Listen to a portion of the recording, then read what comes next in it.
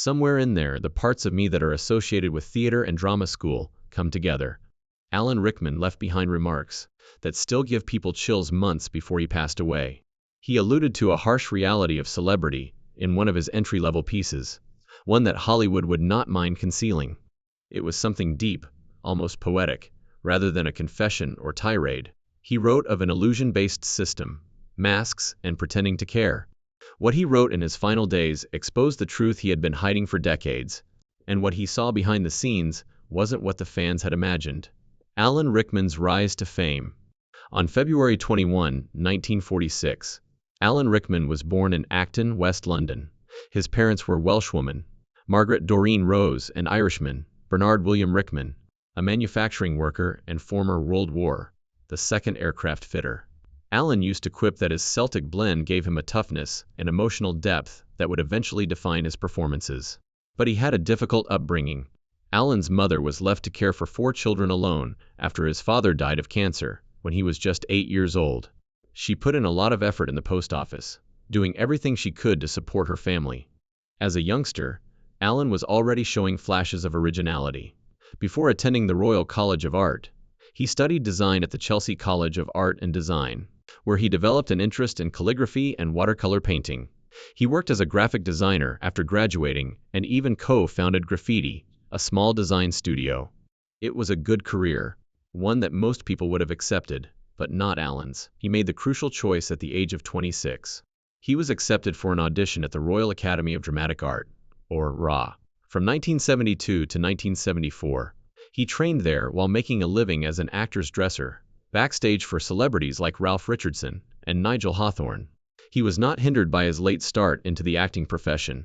After RADA, Alan became engrossed in theater plays such as A View from the Bridge, The Seagull, and Romeo and Juliet. He had a compelling, perceptive, composed, and subtly emotional stage presence. His big break came in 1985, when he played the sexy yet dangerous Vicomte de Valmont in Liaison d'Honneur. The play moved from the West End of London to Broadway, where he was nominated for a Tony Award, and finally to Hollywood. Alan instantly became well known throughout the world, after playing the evil Hans Gruber in Die Hard 1988. His portrayal became famous, fusing sophistication with menace in a way that no one had ever done before, despite the fact that he nearly lost the part. Following the popularity of Die Hard, he only consented to play the Sheriff of Nottingham in Robin Hood, Prince of Thieves, 1991 after being promised creative autonomy. His extravagant performance was praised by critics and earned him a BFTA award. Rickman, however, did not want to be associated with evil. He expanded into romantic and tragic parts in the ensuing 10 or so years, showcasing his extraordinary versatility. From the morally upright Colonel Brandon in Sense and Sensibility, 1995, to the spectral ghost in Truly, Madly, Deeply, 1991. His roles in films like Galaxy Quest, Rasputin, and Michael Collins showed that he could effortlessly transition between genres. Then came the section that would define an entire generation. From 2001 until 2011, Seamus Snape starred in the Harry Potter series. His portrayal of the mysterious, reticent professor captivated audiences worldwide and earned him multiple accolades. According to Alan, the role is both a blessing and a curse, maybe a reflection of his perception of fame itself. Something powerful, but never the full extent of his identity.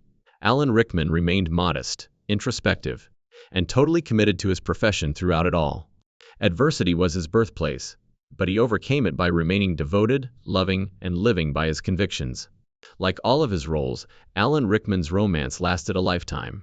He met Rema Horton, an intelligent, politically engaged lady who would become his life partner, when he was 19 years old in 1965. After meeting as undergraduates, the two quickly forged a bond based on humor, respect, and shared values. Rema sought a career in politics and teaching, while Alan focused on his artistic career. After 20 years as a Labour Party councillor in Kensington and Chelsea, she went on to become a lecturer in economics at Kingston University in London. Only in 2015 did Alan finally acknowledge that they had been together for nearly 50 years, before secretly being married in a private ceremony in New York in 2012. With typical charm and modesty, their romance stood in stark contrast to the usual flash and bustle of Hollywood. Alan and Rema led simple lives, sacrificing their star status for routine and simplicity. They were described as a couple who were incredibly devoted to one another, and who didn't need to show off their love for one another in order to prove their relationship. Love wasn't something Allen celebrated. It was humane, steady, and discreet. Outside of throughout his career, Rickman gained recognition for his political consciousness and empathy. He was close to his family, even if they were sometimes on different sides of the political spectrum, and he was the godfather of actor Tom Burke. Allen proudly claimed to be a card-carrying Labor Party member, whereas his brother Michael was a conservative psychotherapist. For Rickman, politics was a matter of conscience as much as a faith.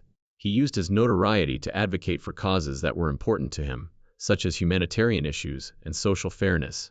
My Name is Rachel Corrie, a play he co-wrote and directed in 2005, is among the endeavors that have held the greatest personal significance for him.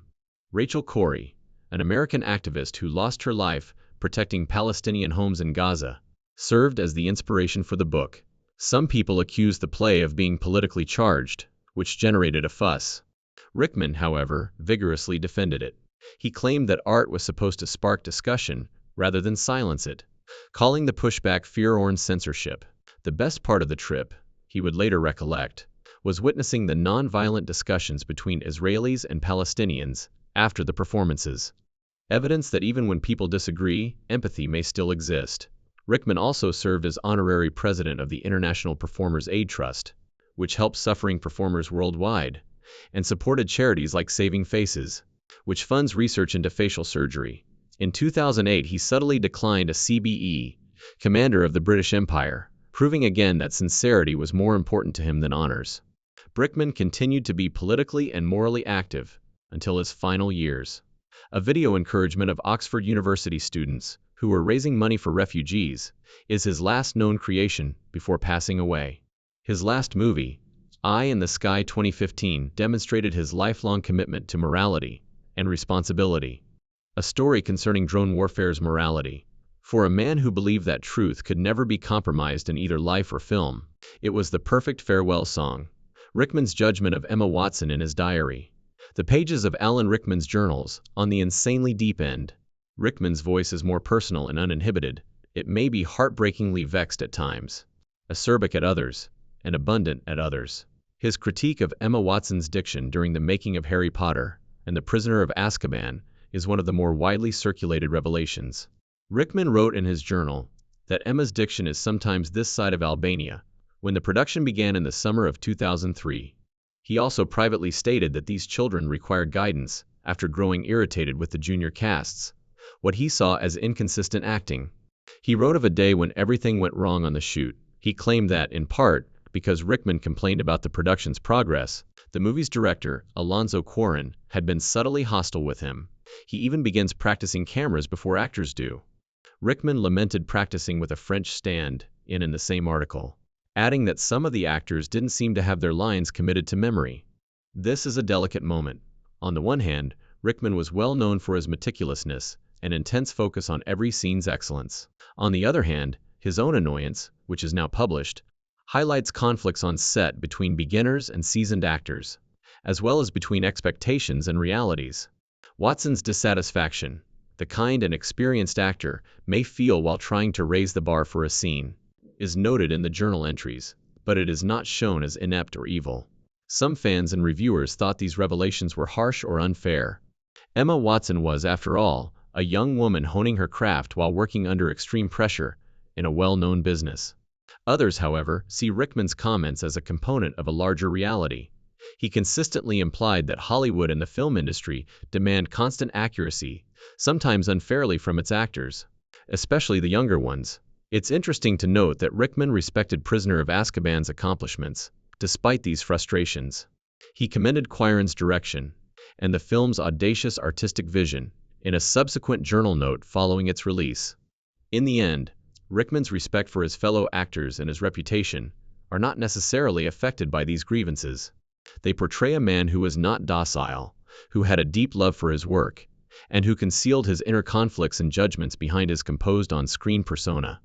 If anything, they make it more difficult for us to understand the realities he saw in Hollywood, especially when those realities affected his closest associates.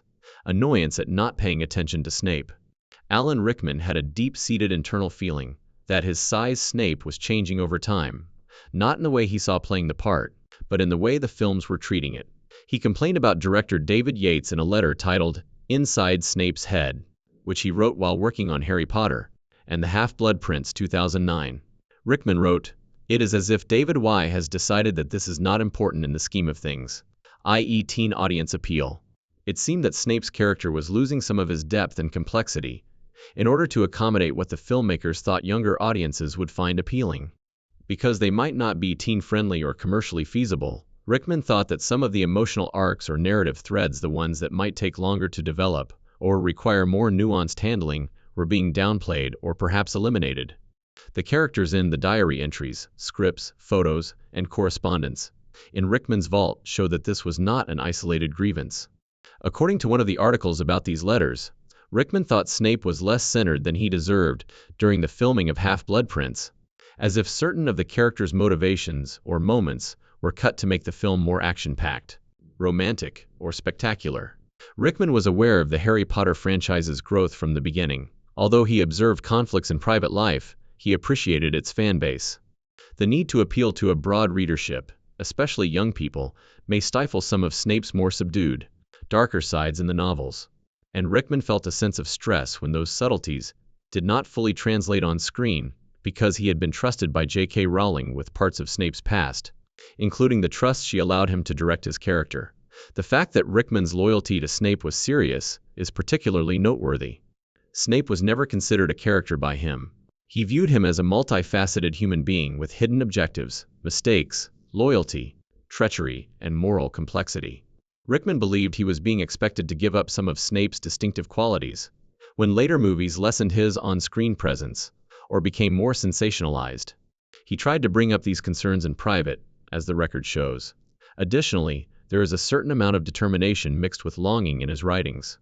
Not anger, just a feeling that something important was disappearing. The intimidation of Daniel Radcliffe. Alan Rickman, a prominent actor at the time who was to play Size Snape, looked like a huge, intimidating guy when Daniel Radcliffe started working on Harry Potter when he was 12 years old. Radcliffe talked about his early terror of Alan Rickman in an interview with the Happy, Sad, Confused podcast earlier this year. "I was so intimidated by Alan Rickman. How can you not be by that voice? Even hearing that voice, you forget quite how low it was until it echoes through you," he explained. Radcliffe explains that he spent many days on set thinking Rickman did not like him in the first 3 films, Philosopher's Stone, Chamber of Secrets, and Prisoner of Azkaban. Snape is a tough, enigmatic character, and Rickman played him with such gravity, such seriousness, and with such a rich, low voice that his physical presence could be intimidating, especially to a new young actor. Radcliffe told him that listening to the voice during rehearsals, during scenes, even in between cameras, had an almost overwhelming impact. However, things changed over time. Radcliffe recalls thinking, "This guy hates me."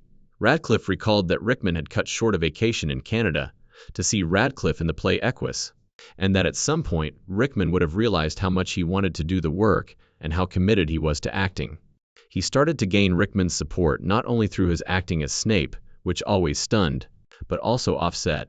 When the clips were shown, Radcliffe broke down in tears, realizing that beneath the tough, quite intimidating exterior, there was genuine care and respect, mentoring, guidance, and concern. Rickman saw most of Radcliffe's stage productions, offering criticism and guidance. Radcliffe admitted he had never seen some of these clips beforehand, and Rickman was talking about how proud he was of him. What seemed to be severity or even hatred actually seems to have been part of Rickman's mentality, as seen by the way he worked, and perhaps the image he maintained for Snape, reacting to tributes. Rickman had been keeping an eye on things behind the scenes, encouraging even when Radcliffe was unaware. Fans, co-stars, and people who admired his talent poured in when Alan Rickman died in January 2016. One such person was Emma Watson, who co-starred with Rickman in all of the Harry Potter films as Hermione Granger, and she posted a tribute on Twitter that included a quote from Rickman from an interview he did in March 2015. "There is nothing wrong with a man being a feminist. I think it is to our mutual advantage." She placed that quote over Rickman's photo as a memorial and was honoring his feminist beliefs. In a matter of seconds, some Twitter users reacted angrily, accusing Emma of using Alan Rickman's passing to further her own goals, and others criticizing it as being premature. Many responses used words like classless and exploiting, but others defended Emma, pointing out that she was simply repeating what Rickman himself had said, what she believed, and what she felt summed up who he was. Others criticized it as being classless, to combine a public death with political belief, even though the words themselves were Rickman's own. Fans contended that it was quite acceptable to remember someone by their own words, especially ones that were linked to social concerns that Rickman and Emma supported, and that it was a respectful remembrance rather than an act. The dispute also raises more significant issues.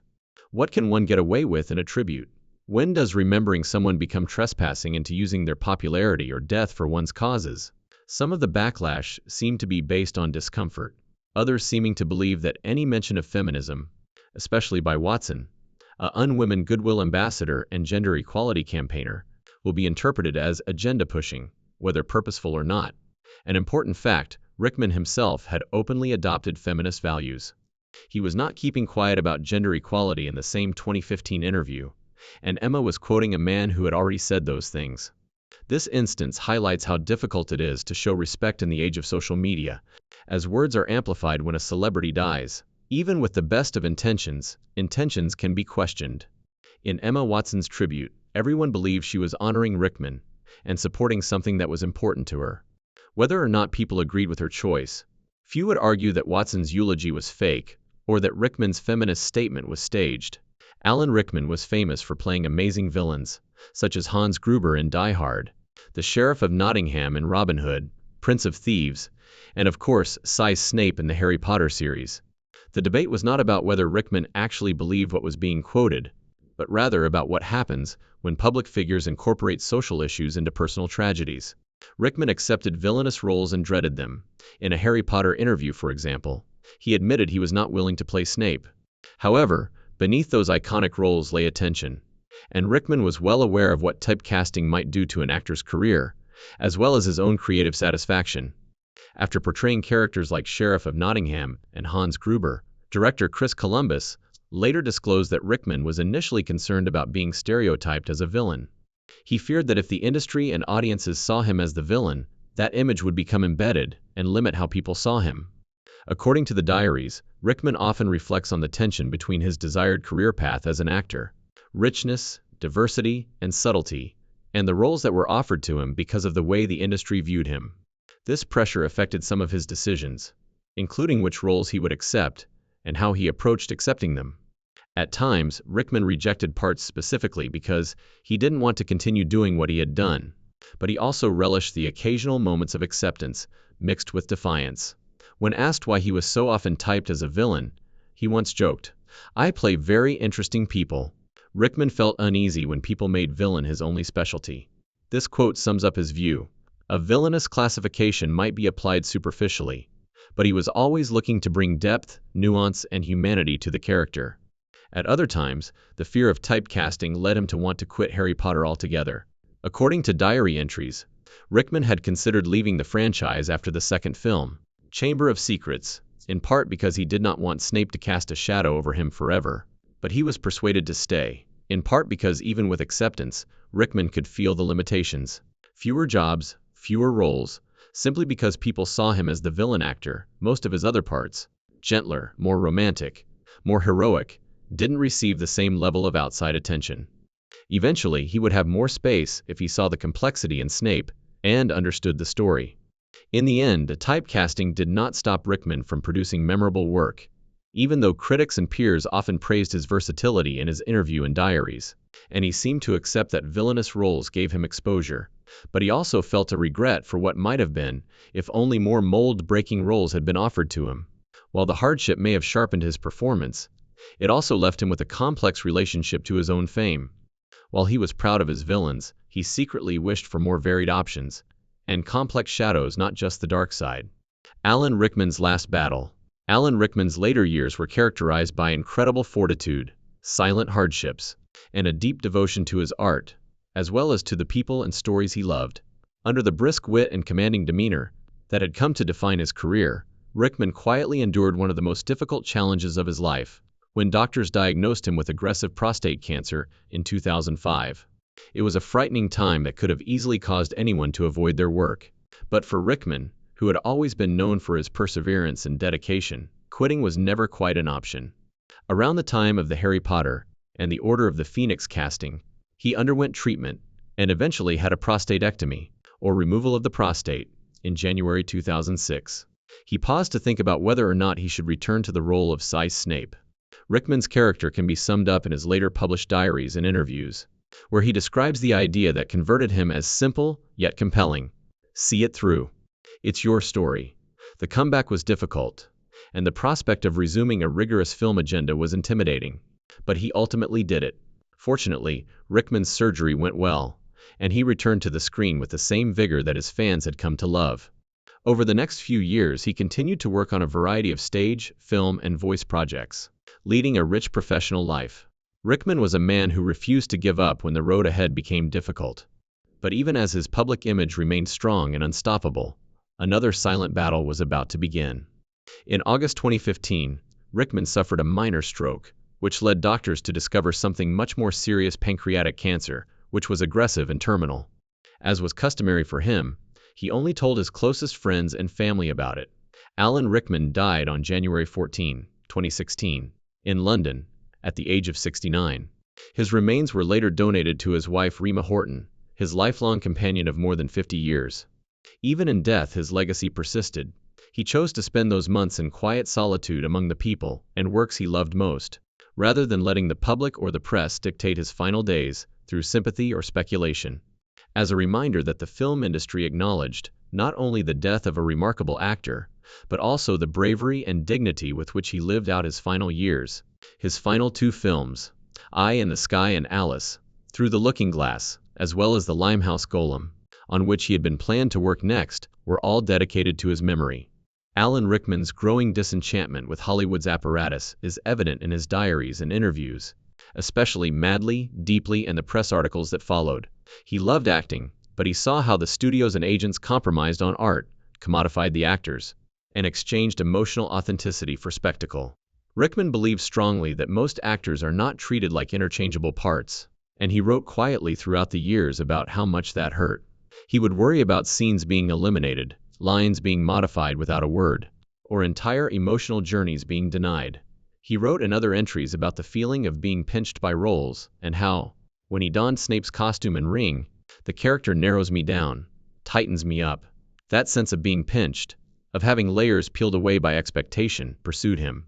He also complained that a script would not require acting, just getting on with it while the camera has a look. In his diaries, Rickman criticized directors and co-stars when he saw scenes lose their hearts, when visual style took precedence over character development, and when human uncertainty was reduced to something safe, saleable. Rickman was also critical of the trend toward films that prioritized spectacle over soul. Rickman wasn't against technique, effects, or scale, but he hated when those things took precedence over emotional core. What annoyed him most was how real human emotion, doubt, regret, pain, and contradiction sometimes got loaded into content, as if it were just something to upload, scroll over, and monetize. He occasionally reiterated similar sentiments in public interviews, pointing out that Hollywood's desire for the next big thing tends to undervalue the quieter, harder, messier moments in a story. Rickman emphasized in an interview with Design Observer that acting is responding, that you only speak because you want to respond to something you've heard, and that authenticity is more important than smooth delivery. However, he felt that many voices, motivations, and responses were smoothed over or edited out in favor of formulas in professional settings. His truth was not loud or scandalous. It was the story of Alan Rickman, the man who gave Hollywood some of its greatest performances, but who quietly questioned the very system that built him. That is what he ultimately revealed, not as public judgment, but as a quiet, persistent witness in diaries and private contemplation. He revealed that the industry he worked in was frequently at odds with the humanity he felt acting was supposed to reveal. If you liked this in-depth look at his life and legacy, please hit like, leave a comment, and subscribe for more stories that show the untold side of the stars we thought we knew. It was honest, human, and profoundly reflective, which may be why his words continue to resonate long after he's passed away.